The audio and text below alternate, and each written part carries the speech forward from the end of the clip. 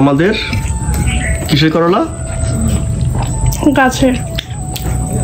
গাছের করলা খাইতেছে সাবিয়া। এই যে আলু আর করলা না, নিজের গাছের ফল খাওয়ার মানে সবজি খাওয়ার স্বাদটাই অন্যরকম না? একদমই অন্যরকমের। ওই দিন আমি আলু ছাড়া বাচ্ছি, আলু আইনা দাও নাই, আলু ছাড়া বাচ্ছি মুখেই দিতে পারো নাই। আজকে যে আলু দিছে, আজকে মায়ের রান্না করছে এর জন্য মজা হয়েছে। ওই দিন আমি আলু ছাড়া রান্না করছি তার জন্য মজা হয় নাই। মায়ের রাতেরটা দেখে মজা হয়েছে, এজন্য সাবিয়ার মনটা খারাপ।